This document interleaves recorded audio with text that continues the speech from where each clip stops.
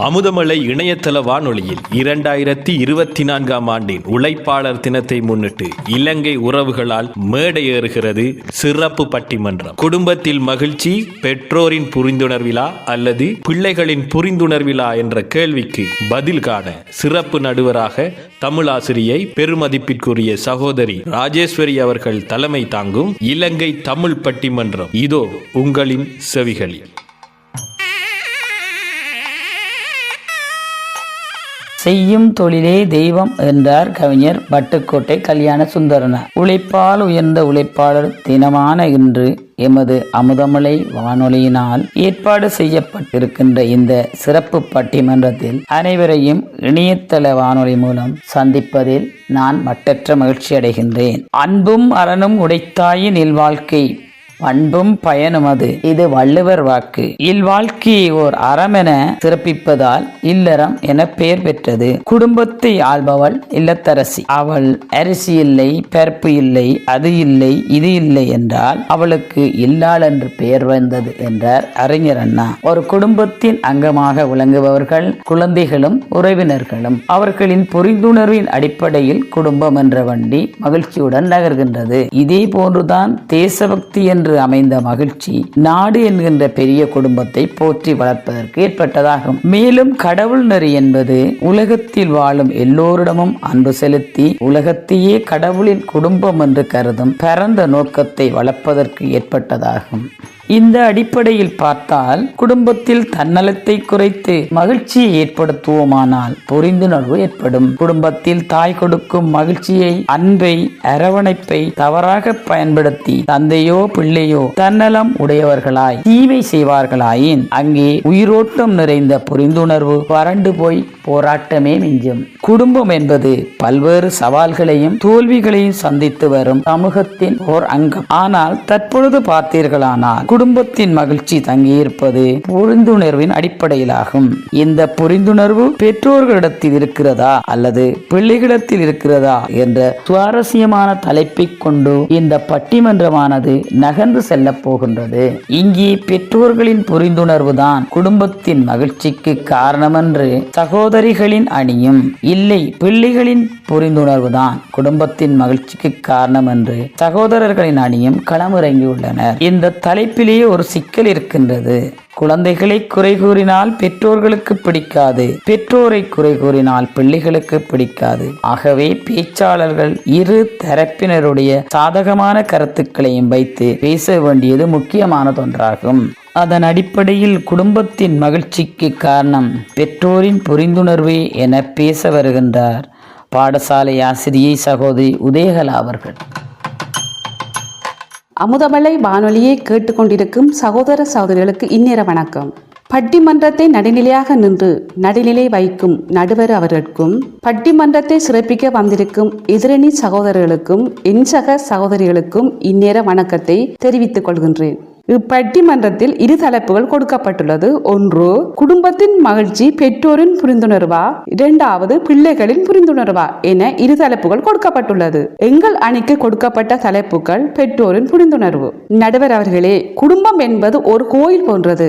அதனை மகிழ்ச்சியாக வைத்திருப்பது பெற்றோர்களின் புரிந்துணர்வு தான் இருக்கின்றது. எனவேதான் வாழ்க்கை என்னும் படகையோட்டி மகிழ்ச்சியாக கரை சேர்க்க வேண்டியது பெற்றோர்களின் கடமையாகும். குடும்பத்தின் பிள்ளையின் மனநிலை, அதாவது ஒரு பிள்ளைக்கு அழகான உடையும் கொடுத்து உடலையும் பராமரிப்பது பெற்றோர்களின் பராமரிப்பு மட்டுமல்ல, அவனுடைய மனநிலை, அதாவது வெளியிலிருந்து வரும்போது அவனின் மனதில் என்ன பிரச்சனை இருக்கின்றது, அவனின் உள்ள குமுறல் என்ன என்பதை யாரும் அறிவதில்லை. பெற்றோர்கள் அந்த இடத்தில் நல்ல நண்பராகவும் ஆலோசகராகவும் மாறும் பட்சத்தில் மாத்திரமே அவன் தனது பிரச்சனையை சொல்லி தீர்வு காணுவான். இதன் மூலமே குடும்பத்தின் மகிழ்ச்சி, சந்தோஷம் என்பன கிடைக்கும். இதுவே பெற்றோர்களின் புரிந்துணர்வாக காணப்படும். மாறாக பிள்ளைகளை பற்றி புரிந்துணர்வு இல்லாமல் அதிகாரப்படுத்தும் பெற்றோராக இருந்தால் அங்கு புரிந்துணர்வு மகிழ்ச்சியும் கிடையாது. எனவேதான் பெற்றோர்கள் சிறந்த வழிகாட்டிகளாக மாற வேண்டும் என்பது மிக சிறந்த புரிந்துணர்வாகும். அடுத்து, பெற்றோருக்கிடையே முரண்பாடு, இல்லத்து வன்முறைகள் என்பன குடும்பத்தின் மகிழ்ச்சியை பாதிக்கின்றது.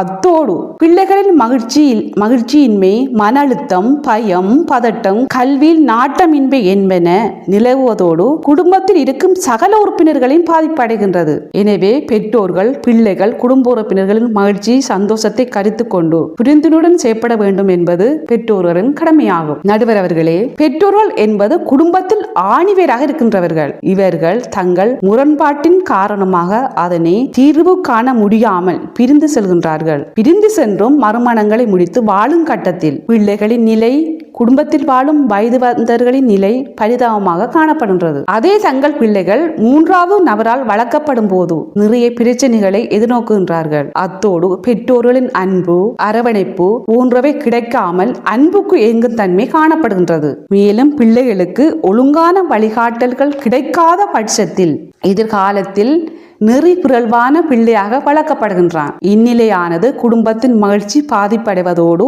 அந்த சூழலையும் பாதிக்கின்றது. நடுவர் அவர்களே, குடும்பத்தில் ஒழுங்கான தொடர்பாடல் இன்மையின் காரணமாகவும் குடும்பத்தின் மகிழ்ச்சி பாதிப்படைகின்றது. அதாவது இன்றைய காலத்தை எடுத்துக்கொண்டால் இணையமும் இளைஞர்களும் இணையத்தோடு பின்னிப்பிணைந்து காணப்படுகின்றார்கள். ஒரு வீட்டை எடுத்துக்கொண்டால் பிள்ளைகள் வந்தவுடன் போனை எடுத்துக்கொண்டு தனியாக எடுத்து செல்கின்றார்கள். பெற்றோர்களிடம் பேச வேண்டும் என்ற புரிந்துணர்வு கூட இல்லை. நடுவர் அவர்களே, குடும்பத்தில் ஏற்படும் பொருளாதார பிரச்சனைகள் வறுமை கோட்டின் கீழ்நிலைக்கு இட்டுச் செல்கின்றது.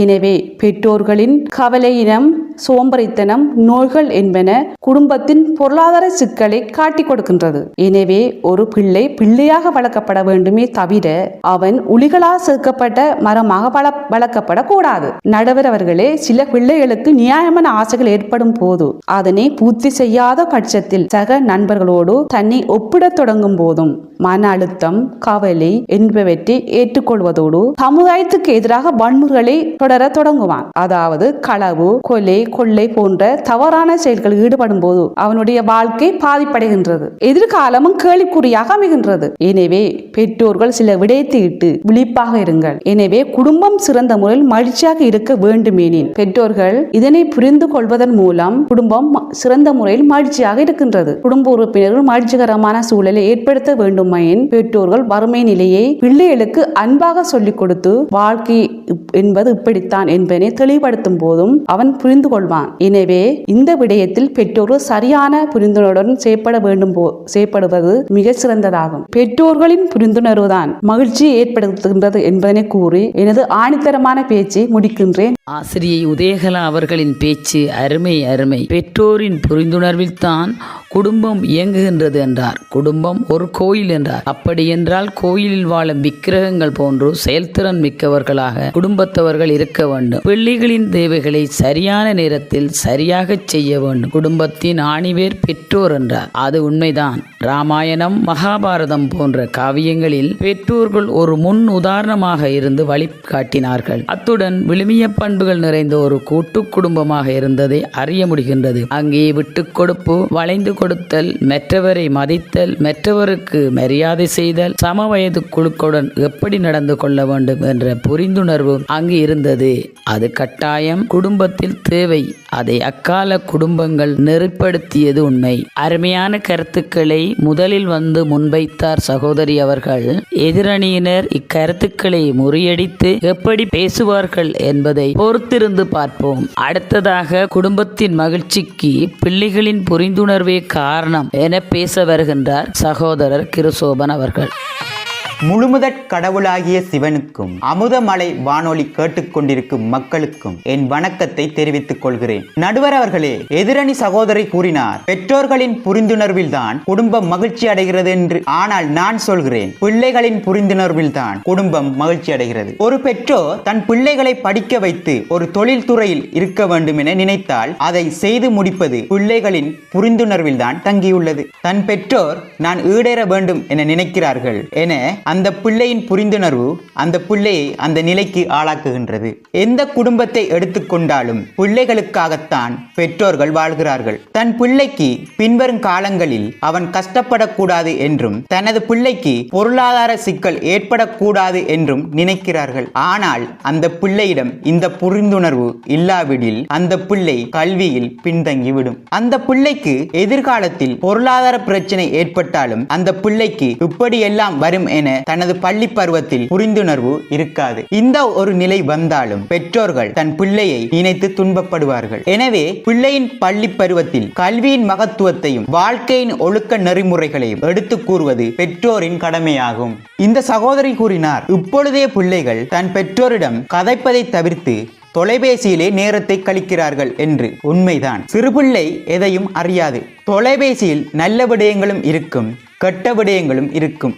ஆனால் அது அந்த பிள்ளைக்கு தெரியாது. அதனால் அவனது கல்வியில் நாட்டம் இன்மை குறைகிறது. கல்வியில் கற்ற விடயங்களை விட தொலைபேசியில் பார்த்த விடயங்களையே ஞாபகம் வைத்திருக்கும் அந்த பிள்ளை. பிறகு எப்படி அந்த பிள்ளை எதிர்காலத்தில் கல்வியில் சித்தியடைந்து தொழில்துறையில் பெற்றோர்கள் விருப்பப்பட்டதை போல் முன்னுதாரணமாக வரும்? இதனால் குடும்பத்தின் மகிழ்ச்சியும் சீர்குலைந்து விடும். பெற்றோர்களை பார்த்தே பிள்ளைகளும் வளர்கிறார்கள். இப்போதைய பெற்றோர் தன் பிள்ளைகளிடம் நேரத்தை செலவழிப்பதை விட தொலைபேசியிடமே நேரத்தை செலவழிக்கிறார்கள். அதை பார்த்து அந்த பிள்ளைகளும் நேரத்தை தொலைபேசியிடம் செலவழிக்கின்றன. தன் பிள்ளையிடம் மனம் விட்டு பேசுவது இல்லை. நடுவர் அவர்களே, எத்தனை பெற்றோர்கள் இன்றைய காலத்தில் தன் பிள்ளையிடம் ஒரு சகோதரியிடம் பேசுவதைப் போல் சுதந்திரமாக பேசுகிறார்கள். அதிகாரத்துடனேயே பிள்ளையிடம் தன் இலட்சியத்தையும் வார்த்தைகளையும் திணிக்கிறார்கள். பிறகு எப்படி அந்த பிள்ளை தன் பெற்றோரை புரிந்து கொண்டு தன் இலட்சியத்தை அடைய முயற்சி எடுக்கும்? இப்பொழுதே பெற்றோர்கள் பிள்ளைகளுடன் சுதந்திரமாக கதைப்பதும் இல்லை, சுதந்திரமாக தன் பிள்ளையின் லட்சியத்திற்கு முன்னேற விடுவதும் இல்லை. அவர்களுக்கு எது தேவையோ அதையே பிள்ளைகளிடம் திணிக்கிறார்கள். தனது பிள்ளை ஒரு பொறியியலாளராகவோ வைத்தியராகவோ ஆக வேண்டும் என்பது பெற்றோர்களின் கனவு என்றாலும் தனது பெற்றோரின் அன்பு வார்த்தைகளால் அந்த முயற்சியை எடுப்பது பிள்ளைகளிடமே தங்கியுள்ளது. பெற்றோர்கள் பிள்ளைகளுக்கு எதிர்கால வழிகாட்டியாகவும் ஊன்றுகோலாகவும் இருக்க வேண்டும். இப்பொழுதே பிள்ளைகள் தன் பெற்றோரை முதியவர் இல்லத்திலும் அனாதையாகவும் விடுவதற்கு காரணம் பிள்ளைகள் பெற்றோரின் அன்பை அரவணைப்பையும் விடுத்து அதிகாரத்தையே புரிந்து கொள்வதால் தான் இன்றைய காலகட்டத்தில் பெற்றோர்கள் முதியவர் இல்லத்திலும் தள்ளப்படுகிறார்கள். இதனால் பெற்றோரும் மனவிரக்தி அடைகின்றார்கள். குடும்பமே மகிழ்ச்சியை இழந்து பிரிகின்றது.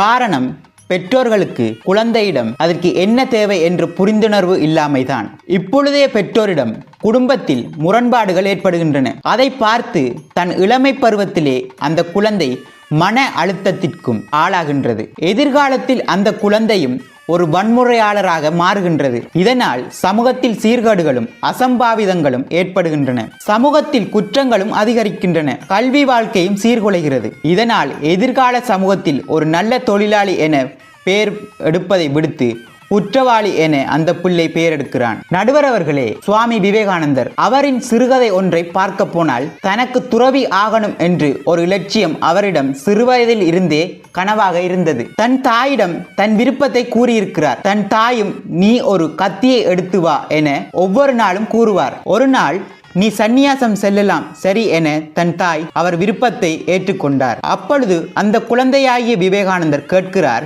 இவ்வளவு நாளும் நான் கேட்டபோது கத்தியை எடுத்து வா என்று சொன்னீர்கள். இன்று கத்தியை எடுத்து வந்ததும் சரி சொல்லிவிட்டீர்கள். ஏன் அம்மா இன்று மட்டும் எனது விருப்பத்துக்கு சரி சொன்னீர்கள் என கேட்டார். அதற்கு அவரின் தாய் சொன்னார், நீ ஒவ்வொரு தடவையும் கத்தியை எடுத்து வரும்போது வெட்டும் பக்கத்தை என் பக்கமும் பிடிமான பக்கத்தை உன் பக்கமும் வைத்து தந்தாய். அதில் சுயநலம் இருக்கிறது. தனக்கு எதுவும் நேர்ந்து விடுமோ என்று. இன்று மட்டும் நீ வெட்டும் பக்கத்தை உன் பக்கமும் பிடிமான பக்கத்தை என் பக்கமும் தந்தாய். சந்நியாசம் என்பது பொதுநலம். தன் பயம் பாதுகாப்பு என்பவற்றை மறந்து தனக்கு என்ன நேர்ந்தாலும் பரவாயில்லை, இறைவனே கதி என நினைத்து பிறருக்காக சேவை செய்வது. நீ சுயநலமாக இருந்தபோது நான் சரி சொல்லி இருந்தால் அந்த சந்நியாசம் உனக்காக இருந்திருக்கும். உன்னை மேம்படுத்த மட்டும் இருந்திருக்கும். இந்த சந்நியாசம் உன்னை போல் பிறரையும் ஈடேற்ற இருக்கும். இந்த கதையிலிருந்து நடுவர் அவர்களே, நான் கூறுவது என்னவென்றால், அந்த தாய் தன் பிள்ளையின் இலட்சியத்தை சுதந்திரமாக எடுத்து அவர் போக்கிலே விட்டு தன் மகன் பக்குவப்படும் வரை காத்திருந்து பக்குவப்பட்ட பின் அவர் விருப்பத்துக்கு சரி கூறியிருக்கிறார். இந்த சம்பவத்தால் தான் இன்றைய இளைஞர்களுக்கு சுவாமி விவேகானந்தர் ஒரு முன்னுதாரணமாக இருக்கிறார். எனவே பெற்றோரும் தன் பிள்ளைகளின் லட்சியத்தை சுதந்திரமாக விடுவதால் தன் குடும்பமே தன் பிள்ளையினால் மகிழ்ச்சி அடைகிறது என கூறி நான் விடைபெறுகிறேன். ஆஹா, அருமையான பேச்சு. கிறிஸ்தோபன் அவர்கள் குடும்ப மகிழ்ச்சி பிள்ளைகளின் புரிந்துணர்வு தான் என்பதை மிக ஆழமான கருத்துக்களால் முன்வைத்தார். பிள்ளைகளை பெற்றோர் சுதந்திரமாக விடுவதில்லை, அனைத்தையும் திணிக்கின்றார்கள். அதனால் நல்ல புரிந்துணர்வு இல்லை என்றார். சுவாமி விவேகானந்தரின் ஆக்கபூர்வமான அருமையான கதை மூலம் தன் கருத்தை முன்வைத்து சென்றார். சுவாமிகளே கூறியிருக்கின்றார், ஒரு குழந்தை நல்ல சமூகத்துக்கேற்ற குழந்தையாக மாற வேண்டும் என்றால் ஆன்மீகம் 5 வயதிலே ஊட்டப்பட வேண்டும். அதை என் தாய் எனக்கு வழங்கினார் என்று. அத்துடன் மன வலிமை இருக்க வேண்டும். மன வலிமையே மகா மந்திரம். இதையும் தாங்கும் இதயம் இருந்தால்தான் நல்ல ஆரோக்கியம் நிறைந்த உதாரண புருஷர்களை காண முடியும். அந்த மன வலிமை சுவாமிகளிடம் இருந்ததற்கு நிறைய உதாரணங்கள் உண்டு. சுவாமிகள் அமெரிக்கா சென்றிருந்த போது கூட கேம்பிரிட்ஜ் பல்கலைக்கழக பேராசிரியர் கூறியதற்கு தெளிவான பதிலை கூறினார். அதற்கு அவரது மனவலிமை, தன்னம்பிக்கை, தைரியம் என்பவைதான் காரணமாகும். சுவாமிகள் போன்று தன் கருத்துக்களை தைரியமாகவும் மன வலிமையுடன் கூறிய கிறிஸ்தோபன் அவர்களுக்கு நன்றி. பார்ப்போம் எதிரணியில் இருந்து வருகின்ற சகோதரி அதற்கு ஈடு கொடுப்பாரா என்று. குடும்பத்தின் மகிழ்ச்சிக்கு பெற்றோரின் புரிந்துணர்வே என்பதை நிரூபிக்க வருகின்றார் ஆசிரியை ராதிகா அவர்கள். எல்லா உயிர்களுக்கும் பற்றுக்கோடாய் இருக்கும் பரம்பொருளுக்கும் அமுதமலை இணைய வானொலி நேய நெஞ்சங்களுக்கும் இன்றைய பட்டிமன்ற நடுவர் என் தரப்பு வாதிகள் எதிரணி சகோதரர்கள் அனைவருக்கும் எனது இனிய உழைப்பாளர் தின வாழ்த்துக்களை தெரிவித்துக் கொள்கின்றேன். எமது தரப்பு வாதமானது குடும்பத்தில் மகிழ்ச்சியானது பெரிதும் தங்கியிருப்பது பெற்றோரின் புரிந்துணர்விலேயே ஆகும். நடுவர் அவர்களே, ஒரு பாடல் வரி எனக்கு ஞாபகம் வருகிறது. குடும்பம் ஒரு கதம்பம், பல வண்ணம் பல வண்ணம். ஆம், அந்த வண்ணமயமான குடும்பம் என்ற கதம்பத்தை அன்பு, பராமரிப்பு, ஒழுக்கம், கட்டுப்பாடு, நீதி, சந்தோஷம் என்ற இழைகளால் மிக அழகாக கட்டி காப்பவர்களும் கட்டி காக்க நினைப்பவர்களும் பெற்றோர்களே என்பது எல்லோருக்கும் தெரிந்த விடயம். அக்குடும்பத்தின் மகிழ்ச்சியின் முதல் படியாக எப்போது தனது தாய் குழந்தையை தனது கருவில் சுமக்கின்றாலோ அன்றிலிருந்தே பராமரிப்பை வழங்க வேண்டும் என எல்லா உளநலத்துறையினரும் ஆன்மீக துறைகளும் கூறுகின்றது. தன் குழந்தை சந்தோஷமாக இருக்க வேண்டும் என்பதற்காக அதன் உடல் உளநலம் பேணுவதற்காக நல்ல மனோநிலையை பேணுவது, சாத்வீக உணவை எடுத்துக்கொள்வது, தன்னம்பிக்கை, தியானம், கலையுணர்வு என்பன செல்வாக்கு செலுத்துகின்றது. இவற்றை ஒரு குழந்தைக்கு பெற்றுக் கொடுப்பதின் ஊடாக அவன் வளர்ந்து சுயமாக வாழ்கின்ற வரையில் அவற்றை அமைத்துக் கொள்ளும் வரை இவை யாவும் செல்வாக்கு செலுத்துகின்றது. விதிவிலக்காக பிறக்கும் குழந்தை அசாதாரணமானதான ஊனமுற்ற நிலையில் இருந்தாலும் அக்குழந்தையை அன்புடன் பராமரித்து குடும்ப சந்தோஷத்தை கட்டி காத்து கொண்டிருப்பதில் நிகர் பெற்றோரே என்பது எனது வாதமாகும். எதிர்த்தரப்பு சகோதரர் கூறினார், பெற்றோர்கள் தங்கள் பிள்ளைகளுக்கு அவர்கள் விரும்பியவற்றை திணிக்கிறார்கள் என்று. அவர்களை பொறுத்தவரை இன்றைய சூழ்நிலையில் சுதந்திரமான உலகம் என்பது சமூக வலைத்தளங்களில் காட்டப்படும் கவர்ச்சிகரமான விடயங்கள், அதனால் கவரப்பட்ட சகபாடிகள் அவர்களுக்கு சுதந்திரம் எனப்படுகின்றது. ஆனால் பெற்றோர்கள் இவற்றிலிருந்து திசை திருப்பதற்கு, அவர்களை மும்முரமாக வைத்துக் கொள்வதற்கும் நல்ல உயர்வான கல்வித்துறையையும் ஏனைய துறைகளையும் கற்பிக்கின்றார்கள். அது பெற்றோரின் உயர்ந்த மனோபாவம். தற்காலத்தில் பிள்ளைகளின் புரிந்துணர்வு முழு சுயநலமாகத்தான் உள்ளது. அவர்கள் நிகழ்காலத்தில் வாழ்ந்து கொண்டிருக்கின்றார்கள். நிகழ்காலம் எப்படி இருக்கின்றது?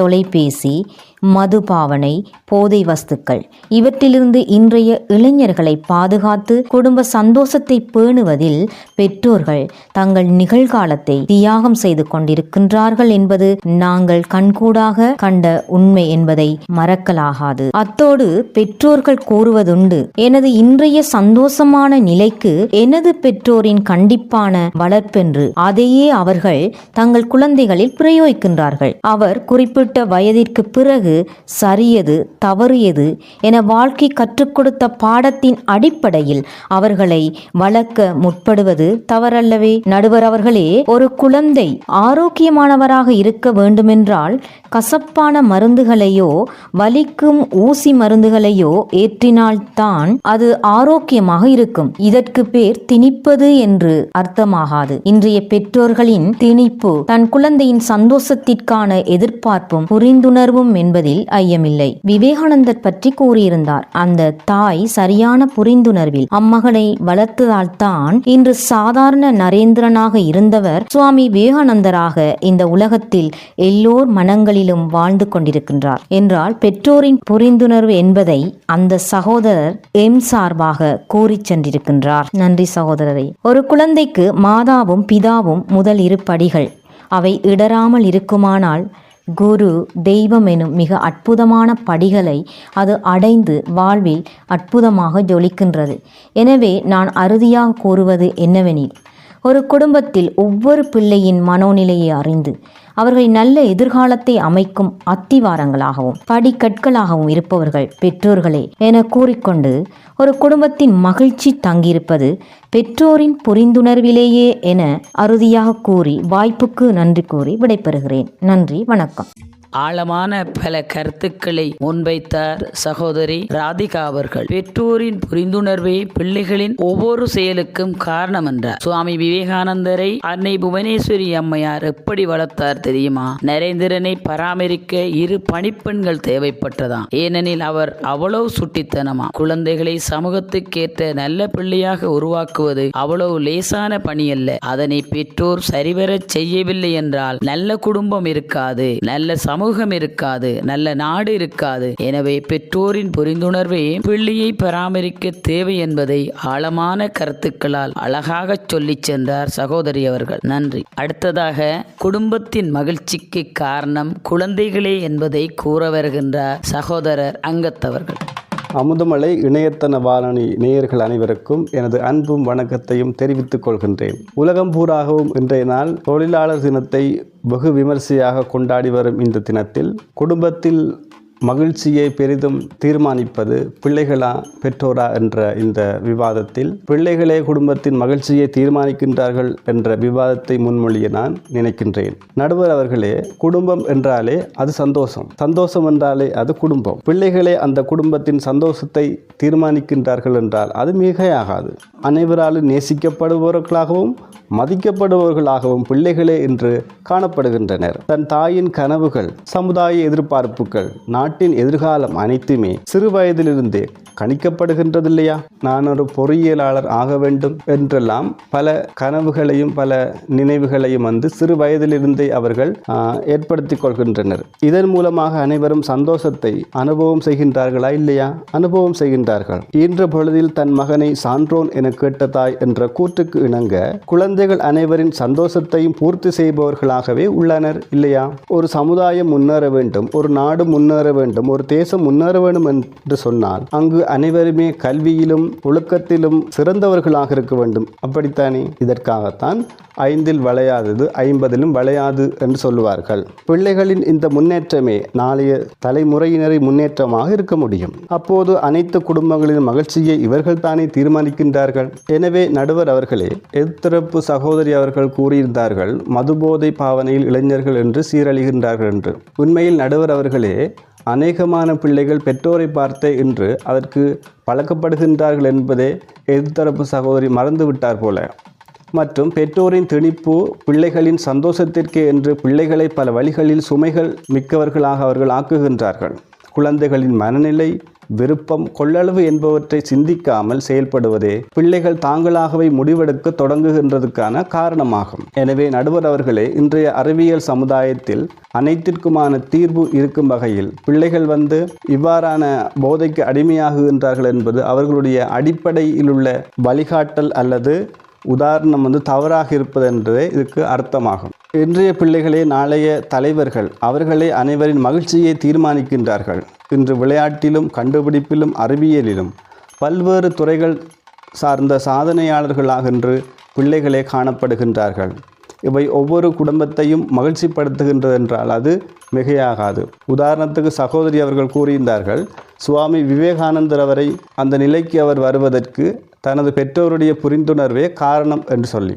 உண்மையில் சுவாமி விவேகானந்தர் அவர் அந்த நிலையை அடைவதற்கு அவர் ஆன்மீகம் சம்பந்தப்பட்ட வழிகளில் பயணித்தபடியாலே தான் அவர் அந்த உன்னதமான நிலையை அடைந்தாரே தவிர பெற்றோரின் புரிந்துணர்வில் மட்டும் அல்ல. பெற்றோரின் புரிந்துணர்வு அவர்கள் ஒரு குறிப்பிட்ட அளவுதான் அவங்களோட முன்னேற்றத்தை எதிர்பார்க்கின்றார்களே தவிர பிள்ளைகள் அவர்களுடைய முன்னேற்றம் அவர்களுடைய திறமைகளின் அடிப்படையிலே அவர்கள் அனைவருக்கும் சந்தோஷத்தையும் மகிழ்ச்சியையும் வழங்கக்கூடியவர்களாக இருக்கின்றார்கள் என்பதே என்னுடைய வாதமாகும். எனவே நடுவர் அவர்களே, உழைப்பாளிகளின் தினமான இன்று பல குடும்பங்களின் எதிர்பார்ப்புகளை நிறைவேற்றுபவர்களாக பிள்ளைகளே காணப்படுகின்றனர்.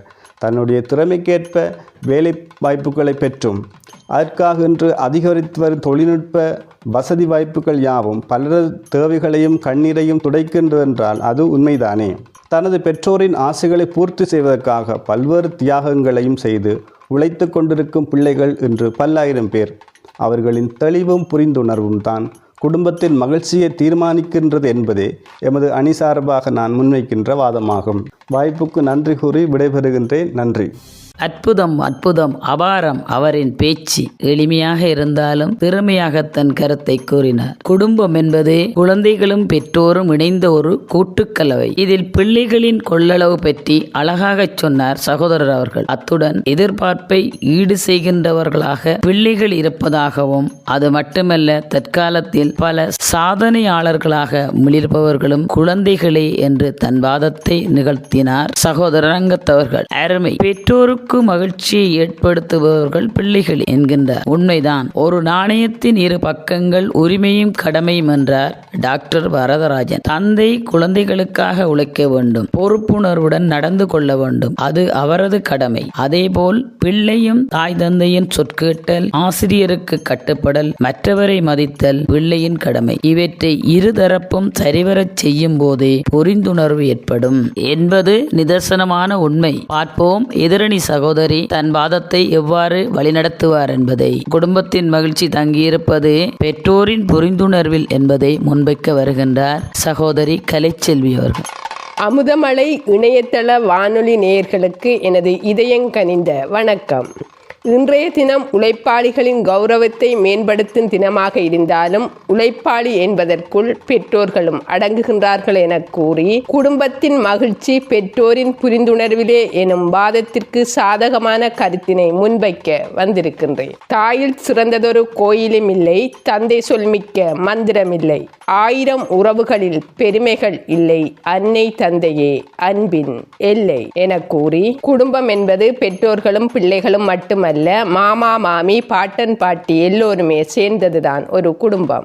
ஆனால் ஒவ்வொருவரின் மனோநிலையும் செயற்பாடுகளும் ஒரே விதமாக இருக்காது. அவர்களுக்கு ஏற்ப வெவ்வேறு விதமானதாக இருக்கும் போதும் ஒவ்வொருவரையும் அவரவர்களுக்கு ஏற்ப புரிந்து கொண்டு புரிந்துணர்வின் அடிப்படையில் அவர்களை வழிநடத்தி செல்லும் போதுதான் அக்குடும்பத்தில் மகிழ்ச்சி நிறைந்திருக்கும். இதை பெற்றோர்களே சரியாக வழிநடத்தக்கூடிய பக்குவம் உடையவர்கள். அதைத்தான் ஆடுற மாட்டை ஆடி கறக்கணும், பாடுற மாட்டை பாடி கறக்கணும் என்று சொல்வார்கள். இந்த புரிந்துணர்வு பிள்ளைகளில் இல்லை என்பதை நான் இங்கு கூற விளைகின்றேன். கடைசி வரை கூட வருபவர்கள் பெற்றோர்கள். ஏனென்றால் பெற்றோர்கள் எப்போதுமே பிள்ளைகள் ஜெயிக்க வேண்டும் என்று நினைக்கின்றார்கள். அத்தோடு தைரியத்தையும் நம்பிக்கையையும் ஊட்டி வளர்க்கின்றார்கள். நம்பிக்கை என்ற நார் மட்டும் உன்னிடத்தில் இருந்தால் உதிர்ந்து கிடக்கும் பூவெல்லாம் வந்து ஒட்டிக்கொள்ளும். அவை வெற்றியின் கழுத்து மாலையாகும். எனவே பெற்றோரின் புரிந்துணர்விலேயே குடும்பத்தில் மகிழ்ச்சி இருக்கின்றது. தைரியமும் நம்பிக்கையும் இருக்கும் போது எந்த குடும்பமும் மகிழ்ச்சி இல்லாமல் இருப்பது சாத்தியமில்லை. பிள்ளைகளை கல்வியில் மட்டும்தான் விருப்பமுடையவராக்க வேண்டும் என நினைக்காமல் அவர்களை நன்றாக புரிந்து கொண்டு புரிந்துணர்வுடன் பராமரிக்கவும் வேண்டும். அத்தோடு அவர்கள் விரும்பிய துறையை அவர்கள் தேர்ந்தெடுத்து முன்னேறுவதற்கான ஊக்கத்தை உற்சாகத்தை வழங்குவது பெற்றோர்கள்தான். இதைவிட ஒரு புரிந்துணர்வு இருக்க வேண்டுமா?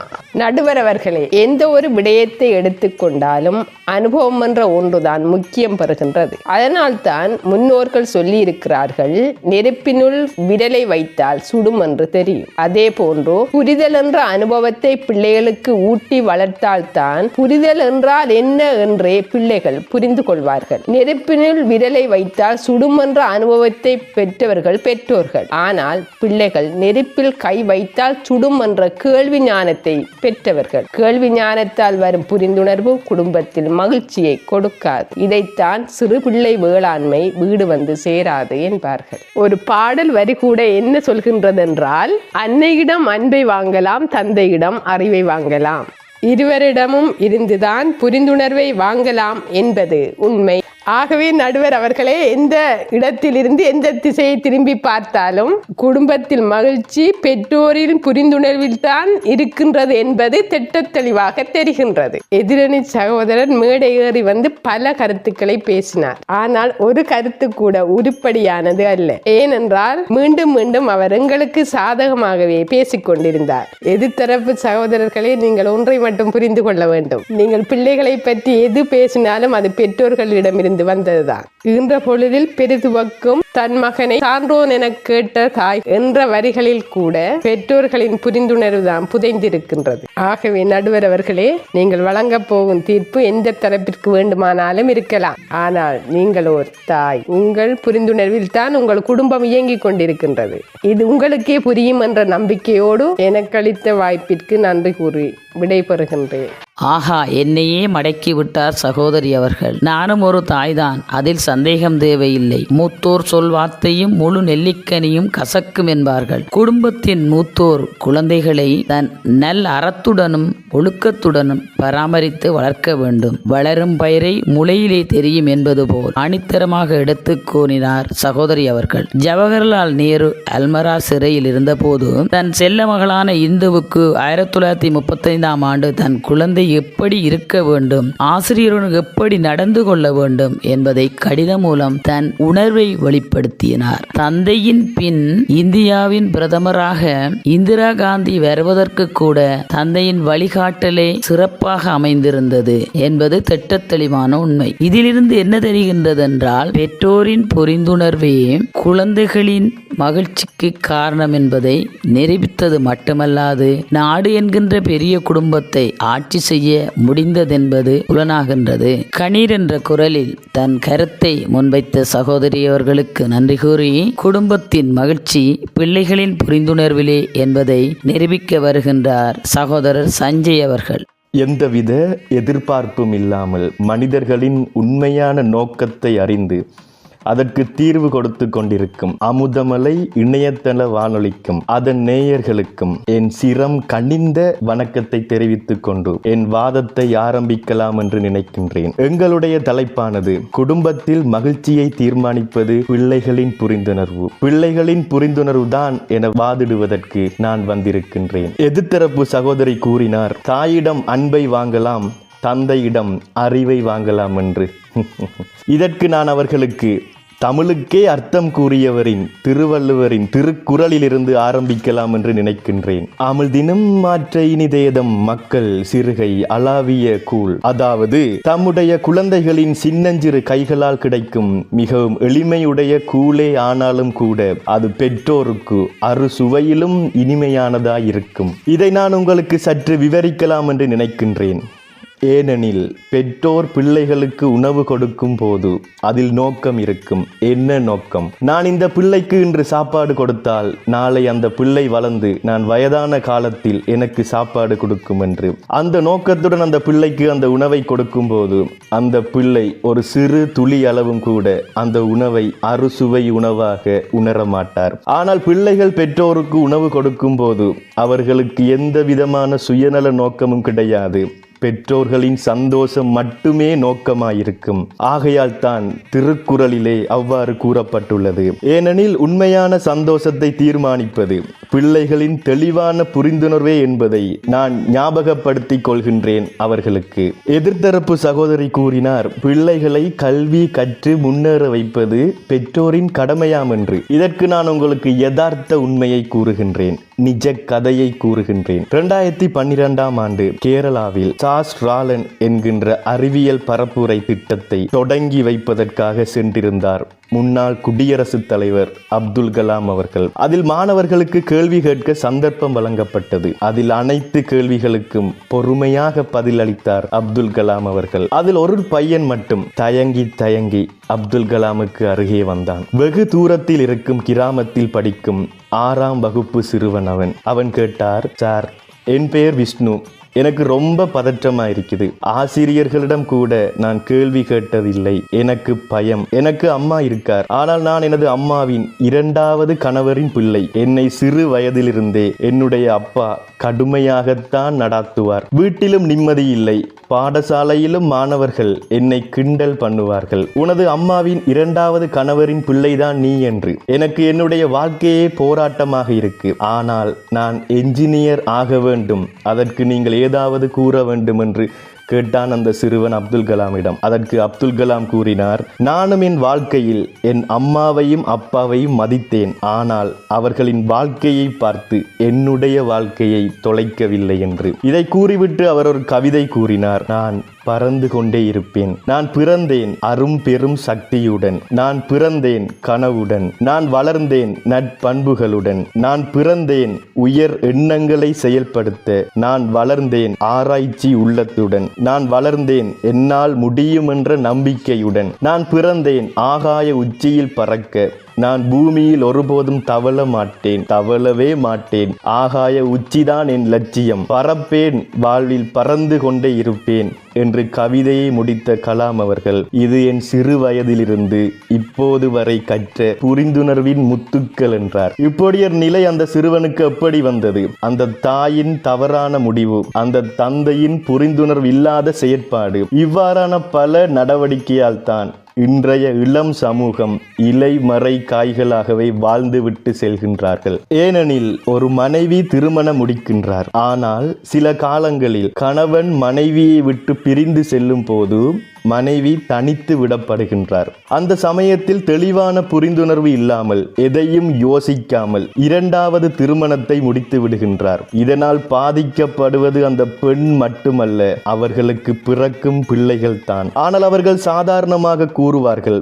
எனக்கு வருமானம் இல்லை, அதனால் தான் நான் 2வது திருமணம் முடிக்கின்றேன் என்று. நேயர்களே, நீங்கள் சற்று சிந்தித்து பாருங்கள். கணவனை இழந்த விதவை பெண் தன் குடும்பத்தை பராமரித்து சாதித்தது இல்லையா? அவர்கள் சாதாரணமாக திருமணம் செய்து விடுவார்கள், ஆனால் அதனால் அந்த பிள்ளை எவ்வளவோ பிரச்சனைகளை எதிர்நோக்குகின்றது நடுவர் அவர்களே. ஏனெனில் இயல்பாகவே அந்த சம்பவம் நடந்த கணத்திலேயே அந்த பிள்ளை ஒரு தாழ்வு மனப்பான்மைக்கு இட்டு செல்லப்படுகின்றான். அவனை அவனது நண்பர்களும் எவ்வளவோ இழிவாக கதைப்பார்கள் என்று தெரியுமா அந்த தாய்க்கு? சமூகம் அவனை எவ்வளவோ ஏளனமாக கதைக்கும் என்று தெரியுமா அந்த தாய்க்கு? ஆனால் அவள் அற்ப சௌகரியத்துக்காக இலகுவாக 2வது திருமணத்தை செய்து விடுகின்றாள். ஆனால் இவை அனைத்தையும் தாண்டி பிள்ளைகள் சாதித்துத்தான் அவர்களின் குடும்பத்தை சந்தோஷமாக்குகின்றார்கள். இதற்கு காரணம் பிள்ளைகளின் புரிந்துணர்வு மாத்திரமே ஆகும். பெற்றோருக்கு புரிந்துணர்வு இருக்கின்றது, நான் இல்லை என்று கூறவில்லை, ஆனால் தெளிவான புரிந்துணர்வு என்பது பிள்ளைகளுக்குத்தான். ஆகவே நான் இறுதியாகவும் கூறுகின்றேன், கஷ்டம் வரும்போது கண்ணை மூடாதே, அது உன்னை கொன்றுவிடும். கண்ணை திறந்து பார், நீ அதை வென்று விடலாம். அதுவே உன் புரிந்துணர்வு. வாய்ப்புக்கு நன்றி கூறி விடைபெறுகின்றேன். நன்றி, வணக்கம். அற்புதமாகவும் ஆழமான கருத்துக்களாலும் குடும்பத்தின் மகிழ்ச்சி பிள்ளைகளில் தங்கியுள்ளது என்பதை கூறிச் சென்றார் சகோதரர் சஞ்சய் அவர்கள். திருக்குறள் சொன்னார், அப்துல் கலாம் பற்றி சொன்னார், அத்தனையும் உண்மை. கஷ்டம் வரும்போது கண்ணை மூடாதே என்று அழகாக சொன்னார் சகோதரர் அவர்கள். வீட்டுக்கு வீடு வாசற்படி என்பது போல் பிரச்சனை யாருக்கில்லை. சமூகத்தில் மிளிர்கின்ற அத்தனை பெரியவர்களும் தன்னலமற்ற தங்களது புரிந்துணர்வாலும் மன வலிமையினாலும் முன் உதாரணமாகியவர்கள்தான், அதில் சந்தேகமில்லை. அப்துல் கலாமின் தந்தையின் அன்பான அரவணைப்பாலும் தாயின் புரிந்துணர்வாலும் தான் உலகமே போற்றும் ஒரு சாதனையாளர் கலாம் ஐயா உருவாகினார். தற்பொழுது நாம் பட்டிமன்றத்தின் இறுதி நேரத்தை நெருங்கியுள்ளோம். எப்படி பார்த்தாலும் 6 பேரின் உரையும் சளைக்காமல் தரமாக இருந்தது. பல கருத்துக்கள் இவர்களால் முன்வைக்கப்பட்டது. அத்தனையும் அற்புதம். இப்பொழுது இந்த தலைப்பை பார்த்தோம் என்றால், புரிந்துணர்வு என்கின்ற ஒரு சொல் இங்கே பேசப்பட்டு கொண்டிருக்கின்றது. புரிந்துணர்வு என்பது மற்றவரின் கருத்துக்களை முரண்பாடின்றி ஏற்றுக்கொள்ளல், அத்துடன் மற்றவரின் கருத்துக்களுக்கு மதிப்பளிக்க வேண்டும். எல்லாவற்றுக்கும் நாம் செவிசாய்க்க வேண்டிய அவசியமில்லை. சாதகமான கருத்துக்களை நாம் சரியாக ஏற்றுக்கொள்வதுதான் புரிந்துணர்வு. இலகுவாக சொல்ல வேண்டுமென்றால், அவரவர் என்ன செய்தால் குடும்பத்தில் மகிழ்ச்சி நிலைக்கும் என்பதை தெரிந்து கொள்வதுதான் புரிந்துணர்வு. இல்லையென்றால் முரண்பாடுதான் மிஞ்சும். எனவே குடும்பத்தின் அச்சாணிகள் குழந்தைகள், அதை நகர்த்திச் செல்லும் இரு சக்கரங்கள் தாய் தந்தையர். இவர்களின் உயிர்த்துடிப்பான நகர்வில் தான் வண்டி செல்லும். இதையே ஒரு திரை இசைப்பாடல் மெய்ப்பித்து நிற்கின்றது. வண்டியோட சக்கரங்கள் 2 மட்டும் வேண்டும், அந்த 2ல் ஒன்று சிறியதென்றால் எந்த வண்டியோடும் என்றார் கவியரசு கண்ணதாசன். இதன் அடிப்படையில் பார்த்தால் பெற்றோர் இல்லாமல் பிள்ளைகள் இல்லை, பிள்ளைகள் இல்லாமல் பெற்றோர் இல்லை. இருவரும் புரிந்துணர்வின் அடிப்படையில் இணையும் போது நல்லதொரு குடும்பம் உருவாகும். அக்குடும்பத்தின் விரிசலே சமூகமாகும், சமூகத்தின் விரிசலே நாடாகும், நாட்டின் விரிவாக்கம் உலக குடும்பமாகும். இந்த நாடகத்தில் குடும்பம் என்ற களம் சரியாக அமைந்தால் சமூகத்தில் வன்முறை இருக்காது, அதர்மம் தலை தூக்காது, அரசியல் அறமாகும், ஆன்மீகம் வளரும், அன்பு மலரும், ஆனந்தமே வாழ்வின் ஆதாரமாகும். வீட்டுக்கலவரம் இல்லை என்றால் நாட்டில் யுத்தமேது? அத்தனையும் புரிதலில் தான் உள்ளது. மனமகிழ்வு அகிலம் முழுவதும் உள்ள துக்கத்தை விலக்க வல்லது. இந்த உளப்பூர்வமான மகிழ்வு என்ன என்பது ஒவ்வொருவரிடத்திலும் இறை தேடல் இருக்க வேண்டும். அத்தேடலில் புரிதல் இருந்தால் அதுவே நம்மை வழிப்படுத்தும். ஆகவே குடும்பத்தின் மகிழ்ச்சிக்கு பெற்றோரின் புரிந்துணர்வு தனிப்படையாகவும் குழந்தைகளின் புரிந்துணர்வு தனிப்படையாகவும் தேவைப்படுகின்றது. ஆனால் இன்றைய குடும்பங்களிலோ பெற்றோர்கள் தங்களது அளவிற்கு தன் பிள்ளைகளை எதிர்பார்க்கின்றார்கள். பிள்ளைகளும் தங்களுக்கு ஏற்றாற்போல் பெற்றோர் இருக்க வேண்டும் என்று நினைக்கின்றார்கள். ஆனால் இது இரண்டும் ஒருபோதும் நடக்காது. காரணம், பெற்றோர்கள் தான், பிள்ளைகள் தான். இருவருக்கும் குடும்பத்தின் கடமைகள் வித்தியாசப்படும். இந்த புரிந்துணர்வு தான் இருவருக்கும் முக்கியமாக தேவைப்படுகின்றது. இரு தரப்பினரும் அவர்களது எதிர்பார்ப்பை சாதகமாகவும் சாத்வீகமாகவும் மாற்றும் பொழுது அந்த குடும்பத்திற்குள் ஒரு ஆன்மீகமான சூழல் உருவாக்கப்படுகிறது. சுதந்திரமான மனநிலை எங்கு உணரப்படுகின்றதோ அந்த இடத்திலேயே சந்தோஷம் புறப்படுகின்றது. ஆகவே குடும்பத்தின் மகிழ்ச்சிக்கு காரணம் பெற்றோரினதும் பிள்ளைகளினதும் புரிந்துணர்வே காரணம் என கூறி உழைப்பாளர் தினத்திலே அமுதமழை வானொலியோடு இணைந்து எமது இலங்கை தமிழ் பட்டிமன்றத்தை கேட்டுக்கொண்டிருக்கும் அனைத்து நேயர்களுக்கும் நன்றி பாராட்டி விடைபெறுகின்றோம். நன்றி.